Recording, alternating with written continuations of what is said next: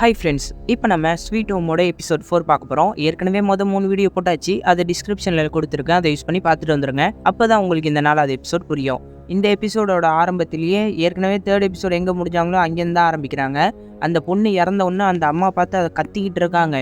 உடனே டாக்டர் அந்த அம்மாவை தள்ளுங்கன்னு சொல்லிட்டு பீரோ மாதிரி ஒரு பொருளை எடுத்துகிட்டு வந்து அடைச்சிருவான்.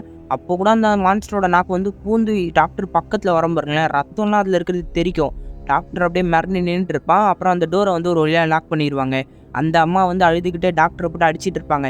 இதுக்கு நீ தான் காரணம், என் பொண்ணு செத்ததுக்கு நீ தான் காரணம், என்னை வெளியே விடலைல்ல, அவள் ஒன்னால தான் செத்துருக்கான்னு அழுதுகிட்டே இருப்பாங்க. இதை வந்து பார்த்து டாக்டரும் ரொம்ப கஷ்டப்படுவான். அவன் மட்டும் என்னங்க பண்ணுவான், எல்லாரையும் பாதுகாக்கணும் தானே அவனும் நினச்சிட்டு இருந்திருக்கான். அதுக்கு அடுத்த சீனில் ஸ்வாட்ஸ் மேனம் கிட்டார் வசிக்கிற பொண்ணு கால் உடஞ்சிருக்கிட்ட நாங்கள் கிளம்புறோன்ற மாதிரி சொல்லுவாங்க. இதை கேட்டோன்னா அவரு அந்த அனௌன்ஸ்மெண்ட்டை கேட்டால் போறீங்க, அதெல்லாம் கேட்டு போகாதீங்க, இங்கே இருங்கன்ற மாதிரி தான் சொல்லி பார்ப்பாரு. இல்லை எவ்வளோ நேரம் தான் ஒரே ரூமில் இருக்க முடியும், சாப்பாடு கொடுத்ததுக்கு ரொம்ப நன்றின்ற மாதிரி ஸ்வாட்ஸ்மேன் சொல்லுவார். அப்புறம் இந்த கிட்டார் வாசிக்கிற பொண்ணு, ஆமாம் எனக்கு தெரிஞ்ச ஒருத்தர் சொல்லியிருக்காரு, எவ்வளோ பெரிய இருட்டாக இருந்தாலும் சின்ன வெளிச்சமே அதை போக்கிறோன்ற மாதிரி இந்த பொண்ணு சொல்லுவா. இதுதான் எபிசோடு 1 ஸ்டார்டிங்கில் நம்ம ஹீரோ சொல்லியிருப்பான். இதை கேட்டோன்னா கால் உடஞ்சவர், சொன்னவன் இப்போ உயிரோட இருக்கானான்னு முதல்ல உனக்கு தெரியுமான்னொன்னே, அதெல்லாம் எனக்கு தெரியாதுன்ற மாதிரி அந்த பொண்ணு சொல்லுவா. இதை கேட்டோன்னே ஹீரோ, அப்போ நானும் உங்கள் கூட வரேன்னொன்னே அந்த பொண்ணும் சரி நிறைய பேர் போனால் நல்லது தானே வான்ற மாதிரி கூப்பிடுவா. ஹீரோவும் சரி கிளம்புறன்னொன்னே அவர் கொஞ்சம் வருத்தப்படுவார். போங்க போங்க எல்லாருமே போங்கன்ற மாதிரி கோவப்படுவார். சரின்ட்டு ஹீரோவும் இங்கே நன்றி சொல்லுவான். பசங்களும் எங்களை காப்பாற்றினதுக்கு ரொம்ப நன்றின்னு எல்லாருக்கும் நன்றி சொல்லுவாங்க. அப்புறம் இவங்க 3 பேரும் கிளம்பி கீழே இறங்கி போயிட்டு இருப்பாங்க. அடுத்த சீனில் ஒருத்தர் டைரி எழுதிட்டு இருக்காரு. ஆகஸ்ட் 18, 2020 அப்படின்ட்டு இன்னைக்கு நடந்த விஷயத்தெல்லாம் எழுதிட்டு இருக்கும்போது, நான் நினைக்கிறேன் போக வேண்டிய நாள் வந்துருச்சுன்னொன்னே பொண்ணு, அப்பா நீங்கள் என்ன சாவு போறீங்களா என்ன, நான் உங்களுக்காக கடவுள்கிட்ட வேண்டிகிட்டே இருக்குன்ற மாதிரி பொண்ணு சொல்லுவா. ஐயோ பொண்ணே, நான் அதை சொல்லலை, கீழே அனௌன்ஸ்மெண்ட்டு கேட்டல, நம்ம கீழே கிளம்பி போகணுன்ற மாதிரி அவங்க அப்பா சொல்லுவார். அங்கே போய் தான் ஆகணுமான்ற மாதிரி பொண்ணு கேட்பா. ஆமாம் நான் இங்கே போய் உதவி பண்ணியா வந்துட்டு நிறைய திங்ஸ் எல்லாம் எடுத்து அரேஞ்ச் பண்ணிட்டு இருப்பாரு. அப்புறம் கீழே வந்து ஃபர்ஸ்ட் ஃப்ளோரில் டாக்டர்லேருந்து எல்லாருமே அந்த டோரை அடைக்கிறதுக்காக பொருள்லாம் வச்சுட்டு இருப்பாங்க. அந்த விக்கு தலையனோட ஒய்ஃப் தான் அந்த அம்மாவை நினச்சி வருத்தப்பட்டு இருப்பாங்க. ஒரு குழந்தைய இழக்கிற வழி தான் இந்த உலகத்துலேயே ரொம்ப கொடுமையான வழின்ற மாதிரி சொல்லுவாங்க. இதை கேட்டோன்னா அந்த நாய் வச்சுருக்கவங்க, இதை பற்றி உங்களுக்கு எப்படி தெரியும், உங்களுக்கு தான் குழந்தைய இல்லைன்ட்டு அவங்களும் வருத்தப்படுவாங்க. எனக்கும் கஷ்டமாக தான் இருக்குது, இன்னும் சொல்லணும்னா அந்த ஃபயர் ஃபைட்டரை வேறு நினச்சி நான் ரொம்ப கஷ்டப்படுறேன்னு நாய் வச்சுருக்கவங்க சொல்லுவாங்க. ஃபயர் ஃபைட்டர் நினச்சா ஏன் அந்த பொண்ணுக்கு என்னன்ற மாதிரி இவங்க கேட்பாங்க. உனக்கு தெரியாதா, அந்த பொண்ணுக்கு என்கேஜ்மெண்ட் ஆயிருந்துச்சு, கல்யாணத்துக்கு 2 நாள் முன்னாடியே அவனோட ஃபியான்சி இறந்துட்டா அப்படின்ற மாதிரி இந்த பொண்ணு சொல்லுவா.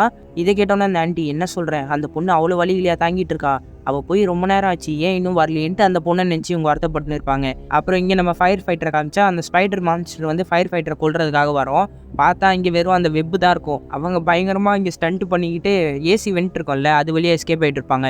இந்த ஸ்பைடர் மான்ஸ்டரும் விடாமல் அவங்கள விரட்டி வந்துக்கிட்டே இருக்கும். இவங்களும் வழியில் ஒளிஞ்சிக்கிட்டே கேப் வழியாக பூந்து ஒரு ஃபேன் இருக்கும், அந்த ஃபேனை உடச்சிட்டு கீழே எகிரி குதிக்கலான்னு பார்த்தா நாக்கை வச்சு அவங்கள பிடிச்சிரும். அவங்களும் அப்படியே ஆடி ஆடி கண்ணாடியை உடச்சி கண்ணாடி துண்டை எடுத்து அந்த நாக்கை அறுத்துட்டு கீழே விழுந்துருவாங்க. அதுக்கப்புறம் பாத்ரூமில் விக்கு தலையனோ இன்னொருத்தனோ பேசிகிட்டு இருப்பாங்க. அந்த இன்னொருத்தன விக்கு தலையங்கிட்ட, அந்த டாக்டர் சரியான கல்லஞ்சக்காரனாக இருக்கா, அந்த அம்மாவோட பொண்ணு இவ்வளோ தூரம் வந்து கூட அவன் காப்பாற்றாமல் நின்றுட்டு இருக்கா, அவன்லாம் ஒரு லீடராக இருக்கவே தகுதி இல்லை, நீங்கள் எங்களோட லீடராக இருக்குன்ட்டு விக்கு தலையனை கேட்டோன்னே, அட போடா உனக்குலாம் லீடராக இருந்து என்னால் சாக முடியாதுன்னு அந்த கிழமை ஓடிடுவான். இவங்க இப்படி பேசினது வந்து டாக்டர் உள்ளே இருந்து கேட்டு தான் இருப்பான். ரொம்ப கஷ்டப்படுவாங்க. அவனும் என்ன தான் பண்ணுவான், எல்லாரையும் பாதுகாக்கணும்னு தான் நினைக்கிறான். ஒரு லீடர்ஷிப் எடுத்து ஒரு விஷயத்த பார்த்துக்கிறதுன்றது சின்ன விஷயமே இல்லை. குறை சொல்கிறதுக்கு ஒருத்தர் இல்லை, 1000 பேர் வருவாங்க. அதில் இருக்கிற ஒருத்தரையாவது கூப்பிட்டு நீங்கள் லீடர்ஷிப் எடுத்துக்க சொல்லுங்கள், அப்போ தெரியும் அவங்களுக்கு அதோட கஷ்டம் என்னன்றது.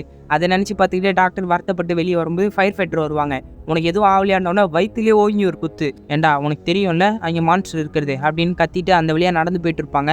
அப்போ அந்த விக்கு தலையனோட ஒய்ஃபும் வந்துட்டு, உனக்கு ஒன்றும் ஆகலையாமா, உன்னை நினச்சி தான் நான் வருத்தப்பட்டுருந்தேன்ற மாதிரி அவங்களுக்கு பின்னாடியே போயிட்டு இருப்பாங்க. அடுத்த சீன்லேயே நியூஸ் ப்ளே ஆகுது. ஆர்மிக்காரங்க தான் இப்போ பேசிகிட்டு இருக்காங்க. சிட்டி ஃபுல்லாக ஆர்மியோட கண்ட்ரோலுக்கு வந்துருச்சு, இதுக்கப்புறம் நாங்கள் பார்த்துப்போம், மக்கள் எங்கே இருந்தாலும் பாதுகாப்பாக இருங்க. இப்போ தான் இந்த மான்ஸ்டர் வைரஸ் பற்றி நம்ம அனலைஸ் பண்ணிக்கிட்டு இருக்கோம். இது வந்து ரத்தத்து மூலமாகவும் தொடுறது மூலமாகவும் பரவாது, ஆனால் இது வினோதமான ஒன்று. இது ஒருத்தனுக்குள்ளே பரவிடுச்சுன்னா நிறைய மியூட்டேஷன் ஆகி உருவாக்கப்படும்.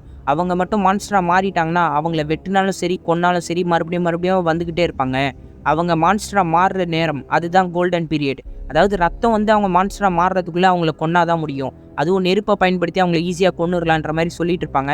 இது எல்லாருமே டிவியை வச்சு பார்த்துக்கிட்டே தான் இருப்பாங்க. இதை பார்த்தோன்னா விக்குத்தலை செம்ம சந்தோஷமாயிடுவான். ஐயா ஆர்மி வந்துட்டாங்க, நம்மளை காப்பாற்றிடுவாங்கன்னொன்னே, இல்லை அந்த பிரசிடென்ட்டே எப்படி செத்தான் பாருங்க அப்படின்ட்டு உள்ளுக்குள்ளே எல்லாருமே பேசிட்டு சண்டை போட்டுன்னு இருப்பாங்க. இந்த பக்கம் நம்ம டாக்டரோட தங்கச்சி வெளியே வரலான்னு பார்த்தா கதவு ஃபுல்லாக அடைச்சி வச்சிருப்பாங்க. அப்புறம் நம்ம ஹீரோ ஸ்வாட்ஸ்மேன் கிட்டார் ஹீரோ பொண்ணு எல்லாருமே கீழே நடந்து வந்துட்டு இருக்கும்போது ஒருத்தர் அங்கே இறந்துருப்பாரு. இதை பார்த்தோன்னா அந்த பொண்ணு தொட்டு பார்த்துட்டு, இவர் உடம்பு சூடாக இருக்குது, கொஞ்ச நேரத்துக்கு முன்னாடி தான் இறந்துருக்காரு, ஏதோ மான்ஸ்டர் தான் கொண்டு இருக்கு போல இருக்குன்ற மாதிரி சொல்லிட்டு இருப்பா. அப்போ அவனோட பேக்கெட்டில் பார்த்தா ஒரு சாக்லேட் இருக்கும். அதை எடுத்துக்கிட்டு இருப்பா. ஹீரோ இதை பார்த்துக்கிட்டே இருப்பானா வினோதமா. ஹீரோ கிட்ட சாக்லேட் தூக்கி போட்டு வேணும்னா சாப்பிடு, இல்லைன்னா அதை பத்திரமா எடுத்து வைன்ற மாதிரி இந்த பொண்ணு சொல்லுவா. ஹீரோ நீ சரியான கல் நெஞ்ச கரியா இருக்கன்னுவான். ஏன் இருந்துதான் ஆகணும், உயிர் வாழ்றதுக்காக என்ன வேணா பண்ணுவேன், முதல்ல அந்த சாக்லேட்டை முழுசா சாப்பிட்றத எடுத்து வைன்ற மாதிரி அந்த பொண்ணு சொல்லுவா. ஹீரோவும் சரி ஓகே சர்வே பண்ணுறதுக்காக என்னெல்லாம் பண்ண வேண்டியது இருக்கு பாருன்ட்டு நடந்து போவான். இவங்க 2 பேரும் முன்னாடி போகும்போது ஹீரோ பின்னாடி தான் போவான். அப்போ அந்த இறந்து போனவருக்கு பின்னாடி தான் ஒரு மான்ஸ்டர் மாதிரி இருக்கும். உடனே அது ஒரு லேசர் பவர் மாதிரி விடும். அது அப்படியே பவுன்ஸ் ஆகி ஹீரோ அடிக்கும் பாருங்களேன். அப்படியே கீழே மாடியிலேருந்து விழுவான். இவங்க 2 பேரும் பிடிக்க பார்ப்பாங்க. அப்படியே பேஸ்மெண்ட்ல போய் விழுவான் பாருங்களேன். டாக்டரோட தங்கச்சி கீழே தானே இருப்பா. ஹீரோவை பார்த்து கத்தி கதறிக்கிட்டு இருப்பா. ஃபுல்லாக தலையிலேருந்து ஒரே ரத்தமாக போயிருக்கும். அடுத்த சீன்லேயே மறுபடியும் ஹீரோவுக்கு கற்பனை வருது. அவங்க அம்மா அப்பாவோட ஃபோட்டோ தங்கச்சியோட ஃபோட்டோலாம் பார்த்துட்டு ஏன் என்னை விட்டு போனீங்க, என் கூடயே வந்துருங்கன்ற மாதிரி அழுதுகிட்டு இருப்பான். நிறைய பேர் சுற்றி நின்றுக்கிட்டு இவன் செத்துட்டானா, இல்லை இன்னும் இவன் சாகலை, ஆனால் அவ்வளோ ஹைட்லேருந்து விழுந்தானேன்ற மாதிரி பேசுகிற சத்தம்லாம் கேட்டுனே இருக்கும். ஹீரோ என்னன்ட்டு வினோதமாக பார்க்கும்போது எல்லா ஆட்களும் வந்து ஹீரோ பிடிச்சி இழுத்துட்டு போயிட்டு இருப்பாங்க. அதாவது கீழே விழுந்தால ஹீரோ சுற்றி நின்று எல்லாரும் பேசினது தான் இப்படி கேட்டிருக்கோம். ஹீரோ ஏஞ்சி பார்த்தோம்னா டான்சர் பொண்ணு தான் நின்றுட்டு இருப்பா. உன்கிட்ட சொல்லியிருந்தால இங்கே சாவாதன்ட்டு, வேற எங்கேயாவது போய் சாவுன்ட்டு, ஏன்டா இங்கேயே வந்து சாவறேன்னு கத்திட்டு இருப்பா. அந்த குழந்தைங்களுக்கு என்னாச்சு இந்த மறுபடியும் கேட்பா. குழந்தைங்களா, நிறைய பேரை பற்றி அக்கறைப்படுறேன், கொஞ்சம் உன்னை பற்றியும் நீ அக்கறைப்பட்டுக்கன்ற மாதிரி அந்த பொண்ணு சொன்னோடனே டாக்டர் வந்துடுவான். அவள் கிளம்பி கோமா வெளியே போனோடனே டாக்டர் தான் கேட்பான், இப்போ நீ எப்படி இருக்க, 9வது ஃப்ளோர்லேருந்து கீழே விழுந்திருக்க, 3 மணி நேரம் கழிச்சு தான் நீ ஏஞ்சிருக்க, இந்த கோல்டன் ஹவர்ஸ் தான் காரணம், நீ மான்ஸ்டராக மாற போகிற, இப்போ உன்னை என்ன பண்ணலாம் சொல்லுன்ற மாதிரி டாக்டர் கேட்டுன்னு இருப்பான். அடுத்து டாக்டர் ஹீரோவை கூப்பிட்டு வெளியே வரும்போது எல்லாருமே வினோதமாக பார்த்துட்டு இருப்பாங்க. முதல்ல இந்த விக்கு தலையன் தான் ஓவராக பண்ணிட்டு இருப்பான். மான்ஸ்டரா மாறாமல் இரு, இல்லைனா நான் உன்னை கொன்றுவேன், இந்த மான்ஸ்டரை கொல்றது தான் சரின்ற மாதிரி எல்லாத்தையும் கத்திட்டு இருப்பான். ஆனால் இந்த கிட்டார் வாசிக்கிற பொண்ணை ஸ்வாட்ஸ்மேனை ஒத்துக்கவே மாட்டாங்க. அவன் இன்னும் மனுஷன் தான், அவனை கொல்லக்கூடாதுன்னு மான்ஸ்டரை வச்சு நான் கொஞ்சம் விளையாட சொல்கிறீங்களா அப்படின்ற மாதிரி விகுத்தலையும் கத்திட்டு இருப்பான். அப்போ டாக்டர் சின்னதாக நோட்டையும் பெண்ணையும் கொண்டு வந்து எல்லாருமே ஓட்டு போடணும், அவன் வெளியே போகணும்னு நினைக்கிறவன் சர்க்கிள் பண்ணுங்க, அவன் உள்ளே இருக்கணும்னு நினைக்கிறவங்க எக்ஸ் சிம்பிள் போடுங்க, ஆனால் அவன் வெளியே போனானா உயிரோட வரவே மாட்டான்ற மாதிரி டாக்டர் சொல்லுவார். இதை கேட்டோன்னா எல்லாருமே அமைதியாக இருப்பாங்க. உடனே விக்குத்தலையன் எதுக்கு டைம் வேஸ்ட் பண்ணிக்கிட்டு, அவன் வெளியே போகணும்னு நினைக்கிறவன் கையை தூக்குக்கணுன்னா யாருமே கையை தூக்க மாட்டாங்க. அவன் ஒய்ஃபை பார்த்து என்ன அவனுக்கு கை உடஞ்சிருச்சா, ஒழுங்கா தூக்குன்னு ஒய்ஃபை மிரட்டிக்கிட்டு இருப்பான். உடனே நம்ம டான்சர் பொண்ணு தான் நான் கையை தூக்குறேன்னு கையை தூக்கிட்டு வருவாளா, இங்கே பாருமா இன்னும் உனக்கு ஓட்டிங் வயசே அவளை ஒழுங்கா ஓரமாக போய் நின்றுனோடனே அதெல்லாம் நீ ஏன்டா சொல்கிற கிளவான்ட்டு வேணும்ன்ட்டு விரல காட்டுவாளா. இதை பார்த்தோன்னே என்ன அசிங்கமாக திட்டியான்ட்டு டென்ஷன் ஆவான். இல்லை உங்களை திட்டலை அப்படின்ட்டு மறுபடியும் கிண்டல் பண்ணிட்டு அங்கே ஓரமாக போய் நின்றுட்டு இருப்பா. இவனெல்லாம் இப்படி பண்ணால் தான் வேலைக்கு ஆகும். டாக்டர் மறுபடியும் உங்களுக்கு ஓட்டிங் உரிமை நான் தரேன், பர்சனலாக நம்ம இந்த ஓட்டிங்கை போடணுன்னே மறுபடியும் இந்த கிழவன் திருந்தாமல் கத்திக்கிட்டே இருப்பான். நான் சொல்கிறது கேளுங்க, கையை தூக்குங்கன்ட்டு அவன் ஒய்ஃபை கையை தூக்குன்னு கத்துவான். உடனே அந்த நாய் வச்சிருக்க லேடி தான் இங்கே பாருங்கள் எல்லாருமே ஓட்டு போடுறது தான் நல்லது, உங்கள் ஒய்ஃபை முதல்ல நீங்கள் கத்துறது நிறுத்துங்க, முதல்ல சத்தத்தை குறைங்கன்ற மாதிரி கோவப்படுவா. நீ என்னடி என்ன சொல்கிறதுக்குன்னு அடிக்க கை வாங்கினோடனே அங்கே ஃபயர் ஃபைட்டரு கம்முன்னு 2 ஒரே ஒரு சத்தம் தான் கம்முன்னு ஆயிடுவா. ஏன்னா ஃபயர் ஃபைட்டர் ஒரு தைரியசாலின்னு இவனுக்கு தெரியும். இவனோட வீரத்தை ஃபுல்லாக பெண்கள் கிட்ட தான் காமிச்சிக்கிட்டு இருக்கான். ஃபயர் ஃபைட்டரை பார்த்தா மட்டும்தான் கம்முன்னு ஆகுறான். அதுக்கு அடுத்த சீனில் இங்கே கால் உடஞ்சவங்களோட வீட்டில் காமிச்சா கேரட் வெட்டிட்டு இருக்காங்க அந்த லேடி. திடீர்னு அவங்க மான்ஸ்டராக மாறுற மாதிரி கண்ணெல்லாம் கருப்பாகி கேரட் வெட்டிட்டு இருப்பாங்களே, அந்த கத்திலேயே அப்படியே அவங்க விரலெல்லாம் வெட்டுவாங்கங்க, ஒரே ரத்தமாக போயிட்டு இருக்கும். அப்படியே கண்ணு கருப்பாகி அந்த பசங்களை பார்க்குறாங்க. அடுத்த சீன்லேயே டாக்டர் எல்லாருக்கிட்டையும் ஓகே ஸ்டிக்கி நோட் கொடுத்துட்டேன், எல்லாருமே ஓட்டு போட்டாச்சு இல்லைன்ட்டு எல்லாரோட ஓட்டையும் எடுத்து பார்த்துக்கிட்டு இருப்பான்.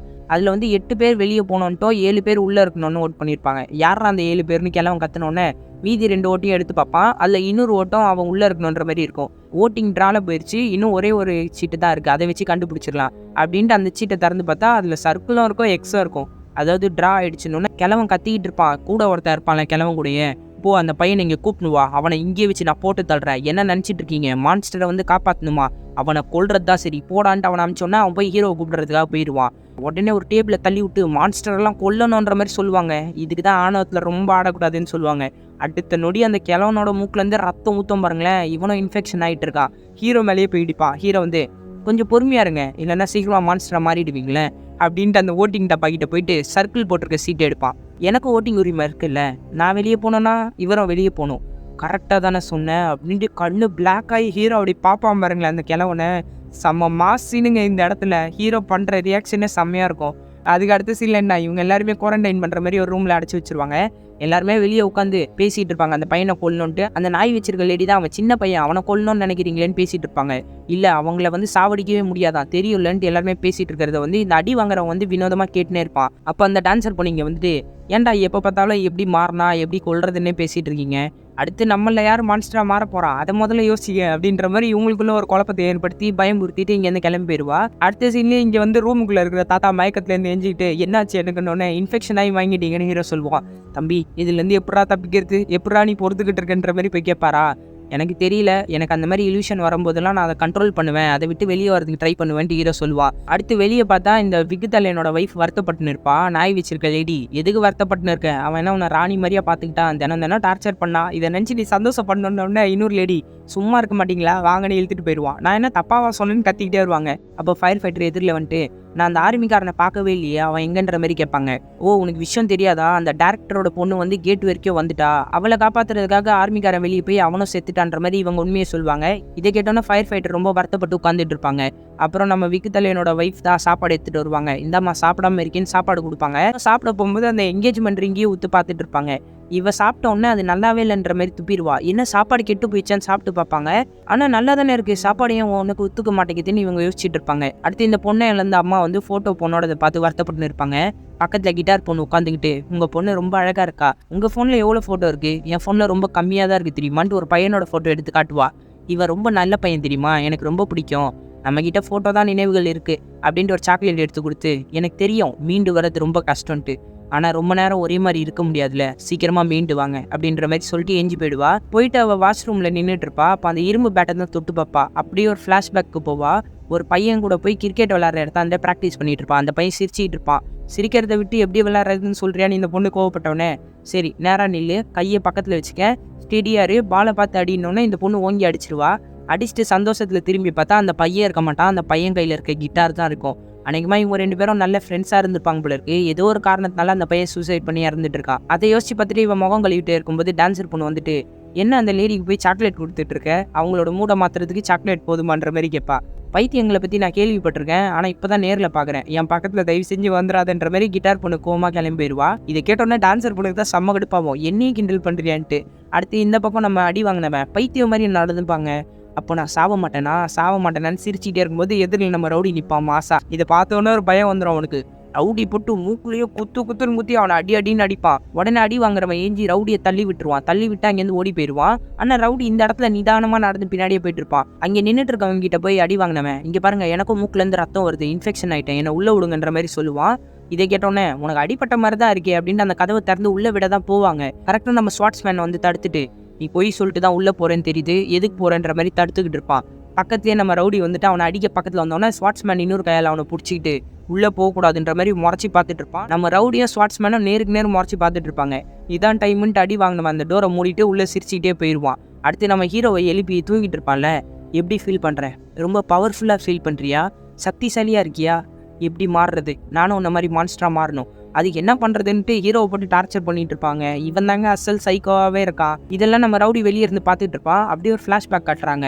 இவனை அடிக்கும் போது இவனோட பேக்கெட்லேருந்து நம்ம ரவுடி சாவி எடுத்துகிட்டு இருக்கான். அந்த சாவியை எடுத்துகிட்டு அங்கேருந்து கிளம்பி போயிட்டு இருக்கான். அடுத்து ஃபயர் ஃபைட்டரை காட்டும் போது அந்த விக்குதலையனோட வைஃப் வந்து ப்ரெக்னென்சி கிட் கொடுப்பாங்க. இது எதுக்குன்னு கையில் கொடுத்துட்டு போக பார்த்தா, இங்கே பாருமா நான் சொல்கிறது கேளு, தயவு செஞ்சு இதை பயன்படுத்துன்ற மாதிரி சொல்லி அமுச்சு விட்ருவாங்க. இந்த பக்கம் டாக்டர் கிட்ட ஸ்வாட்ஸ்மேன் கேட்பான், நீ தானே சொன்னேன் ஃபர்ஸ்ட் ஃப்ளோரில் எந்த ஆபத்தும் இல்லைன்ற மாதிரி கேட்பான். ஆமாம் நான் தான் சொன்னேன் டாக்டர் சொன்னோன்னே, நீ சரியாக தான் சொன்னியா, நீ சொன்னது தப்புன்ற மாதிரி அங்கே ஸ்வாட்ஸ்மேன் கிளம்பி போ பாப்பா, ஒரு நிமிஷம் நில்லு, இந்த ஷீல்டை யார் செஞ்சு கொடுத்தா அப்படின்ற மாதிரி டாக்டர் ஸ்வாட்ஸ்மேன் கிட்ட கேட்குறான்.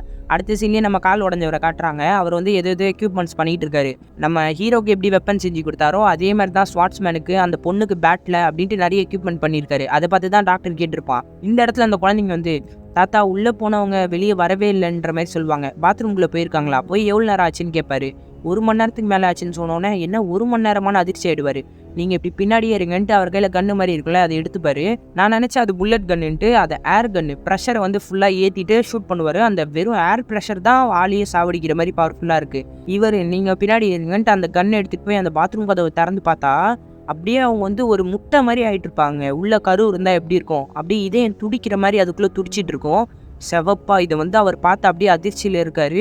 அப்படியே இந்த எபிசோட் 4 முடிச்சிடுறாங்க. இதுக்கப்புறம் என்ன ஆகுன்றதை அடுத்த எபிசோடில் பார்க்கலாம். நம்ம சேனலை சப்ஸ்கிரைப் பண்ணாமல் பார்த்துட்டு இருந்தீங்கன்னா சப்ஸ்கிரைப் பண்ணிக்கோங்க. நம்மளை சோஷியல் மீடியாவில் ஃபாலோ பண்ணாதவங்க டிஸ்கிரிப்ஷனில் லிங்க் கொடுத்துருக்கா, அதை யூஸ் பண்ணி ஃபாலோ பண்ணிக்கோங்க. தேங்க்யூ.